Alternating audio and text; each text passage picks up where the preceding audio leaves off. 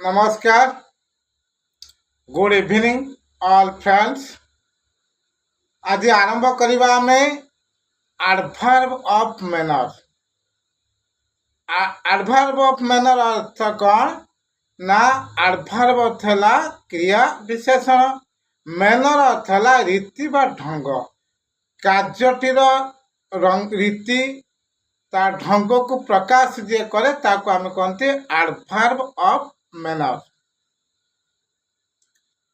जमीती आम कम कला बेले साधारणतः कथा होती कामटी शीघ्र कर पका, कामटा लेट हो कि काम कला बेले मन आनंद सहित काम करुछि कि काम रागी करुछि कि सुंदर भाव में काम करुछि। एई सब जिनस गुड़िक आम जो प्रकाश करती से गुड़िक होछि एडवर्ब ऑफ मैनर, अर्थात कामटा किपरि करुछि, रागी करुछि कि खुशी करुछि कि सुंदर भाव में करुछि कि शीघ्र करुछि कि लेट करुछि। यही जो लेट करवा, सुंदर भाव में काम करवा कि रागिबा आनंद सहित काम करवा, यही जो जिनस गुड़िक आपण मैंने जो शब्द गुड़िक प्रयोग कराऊँच, शब्द गुड़िक होछि जे एडवर्ब ऑफ मैनर, अर्थात कार्यटी को ये प्रकाश करे किभली भाव में कार्य करुछि।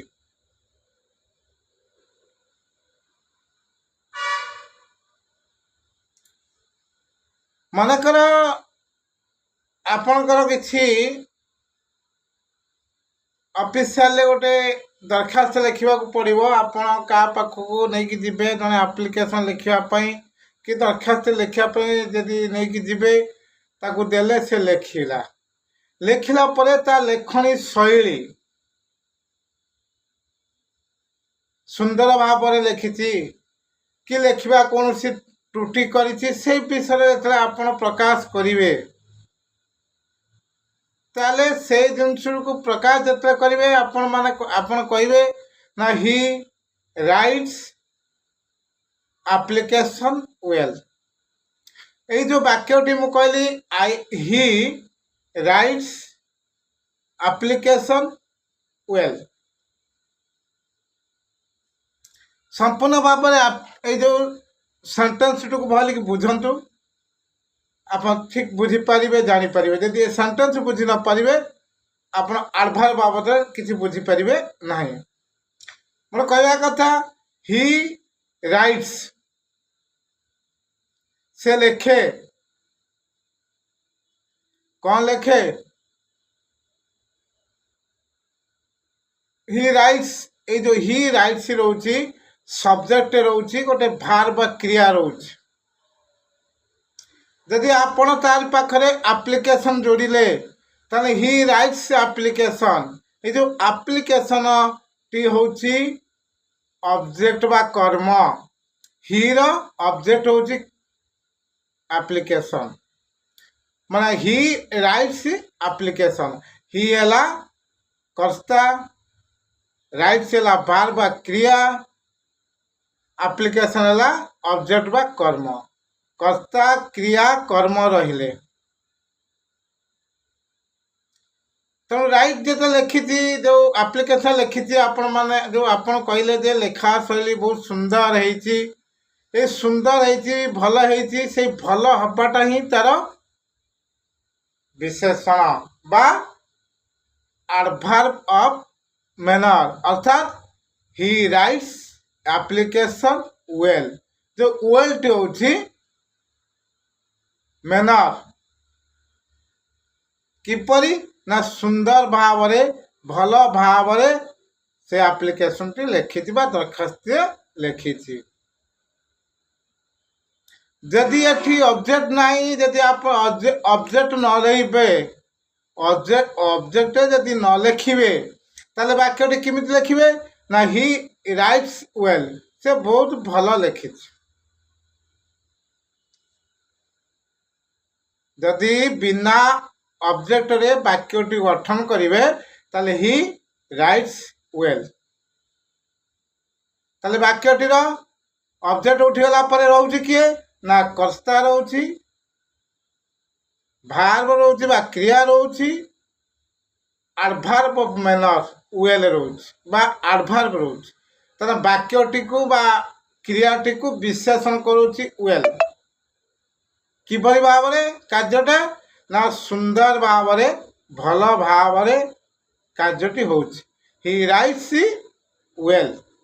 ଯଦି ଏଠି ଅବଜେକ୍ଟର ଆପ୍ଲିକେସନ୍ ଲେଖନ୍ତୁ, ନହେଲେ କି ସବଜେକ୍ଟର ଲେଖନ୍ତୁ ଯେ କି ଇଂଲିଶ, ହି ରାଇଟ୍ସ ଇଂଲିଶ ୱେଲ୍, ସେ ଇଂରାଜୀ ଭଲ ଲେଖୁଛି।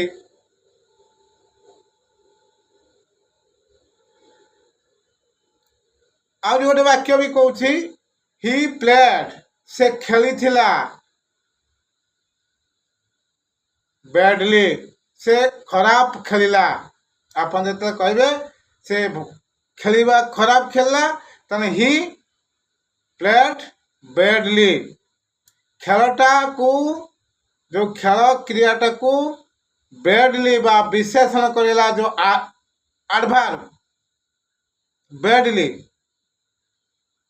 ପ୍ଲେଡ୍ ହେଉଛି କ୍ରିୟା, ତାକୁ ବିଶେଷଣ କଲା, ତାହେଲେ କି ଭାବରେ ନା ଖରାପ ଭାବରେ ଖେଳିଲା। ଏଠି ଯଦି ଅବଜେକ୍ଟ ଆମେ ପକେଇବା ତାହେଲେ ହି ପ୍ଲେଡ୍ ଫୁଟବଲ ବ୍ୟାଡଲି, ସେ ଫୁଟବଲ ଖରାପ ଖେଳିଲା।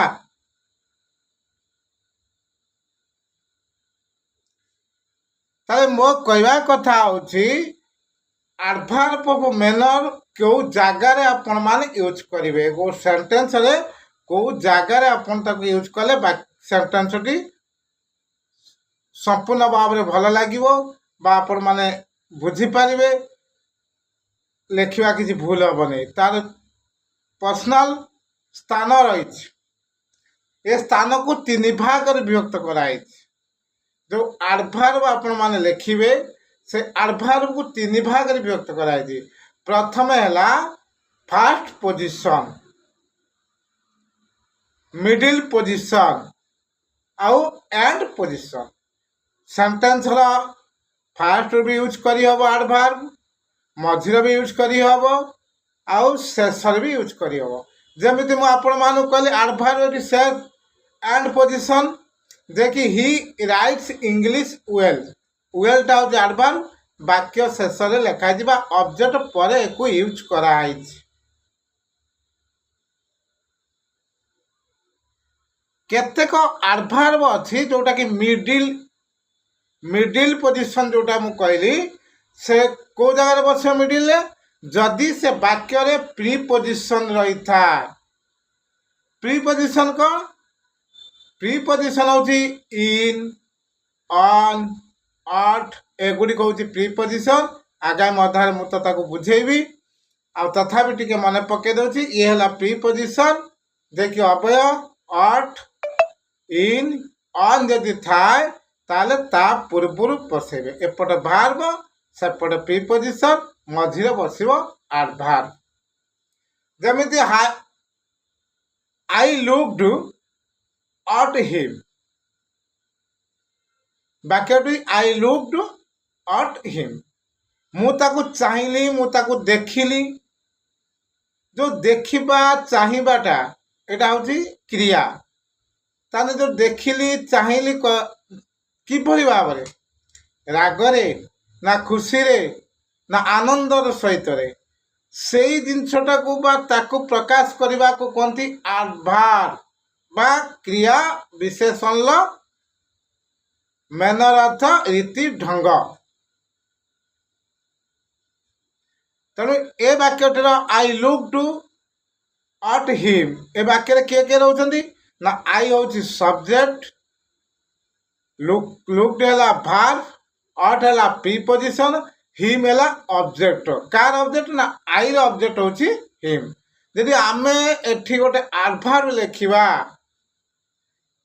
ତାହେଲେ ଏଠି ଅଟ୍ ଯେତେବେଳେ ଅଛି ବା ପ୍ରିପୋଜିସନ୍ ଅଛି, ପ୍ରିପୋଜିସନ୍ ପୂର୍ବରୁ ୟୁଜ୍ କରତେ ପଡ଼ିବ। ଯେମିତି I looked angry at him, ମୁଁ ତାକୁ ରାଗରେ ଚାହିଁଲି। I looked angry at him, ମୁଁ ତାକୁ ରାଗରେ ଚାହିଁଲି। ଆଉ ଗୋଟେ ବାକ୍ୟରେ ଆଡଭାର୍ବ ଯେଉଁ ଶେଷରେ ବା ଅବଜେକ୍ଟ ପରେ ୟୁଜ୍ ହେଲେ ତାର ଅର୍ଥ ଟିକେ ଅଲଗା ହୁଏ।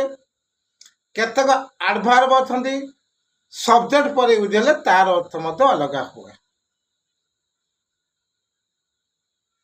जे सबू एडभार्ब आप लास्ट रखिए लिखिए कि प्रिपोजिशन पूर्व लिखिए कि पोजिशन फास्ट लिखिए लिखिले या सब अर्थ सब अलग मान सब अलग अलग आसो जमीती भी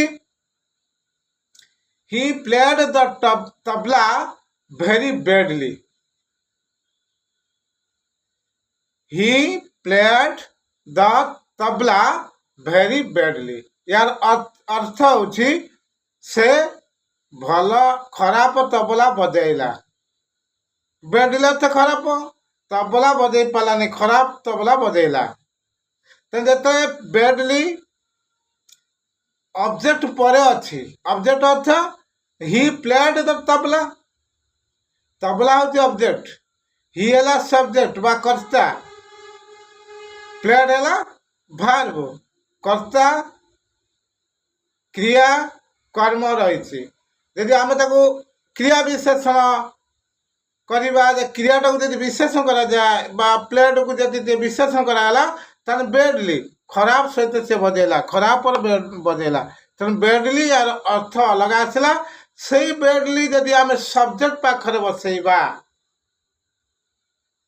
आई बेडली नीड ए कंप्यूटर यार अर्थ है मोर गोटे कंप्यूटर दरकार पड़ुची बा आवश्यकता पड़ुची तो सेठी बेडली खराब उद्देश्य आसला एठी badly I badly need a computer मोर गोटे कंप्यूटर आवश्यकता पड़ुची बा जरूरी रोची अर्थात ए वाक्यटी बेडली किभली भाव में प्रकाश ना इंटेंशियल फियर इंटेंस फियर अर्थात तीव्र प्रक्रिया सृष्टि करिछि जो शेष वाक्यटीर अर्थ I badly need a computer एटी बेडली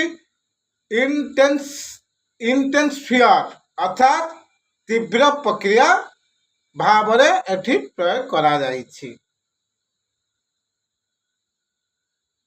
एडभार्ब जो 9 प्रकार मु कही adverb of manner adverb of place adverb of time adverb of frequency adverb of degree बा quality adverb of focus adverb of sentence आ एक्स्ट्रा भी कही एडभार्ब ऑफ affirmation और negation adverb of reason adverb of relative ये सबू एक भितर अंतर्भुक्त जोटी की सेंटेंस एडभार्ब ये अंतर्भुक्त मुझे आगामी अध्याय पढ़ेबी तेणु बर्तमान जो एडभार्ब मैनर भल भाव बुझंतु आदि बुझी न पार्टी कमेंट माध्यम मत जोगाजोग करंतु मु संपूर्ण भाव में बुझेबी आउ थे भी कहीदे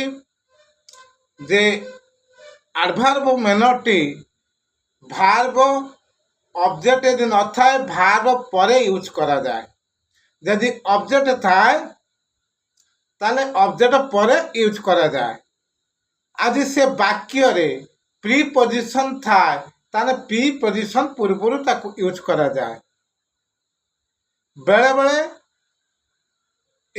एडभार्ब जदि ऑब्जेक्ट पर बसुची तार अर्थटी अलग आसीबो जदि सब्जेक्ट पाखरे बसुची तार अर्थ मध्य अलग आसीबो तेणु एडभार्ब बसैबार 3टी उपाय बसा जाए प्रथम है फास्ट पोजिशन मिड पोजिशन आउ एंड पोजिशन एक लक्ष्य करिवे यूज करिवे प्लस सेंटेंस भल भाव आप बुझीपारे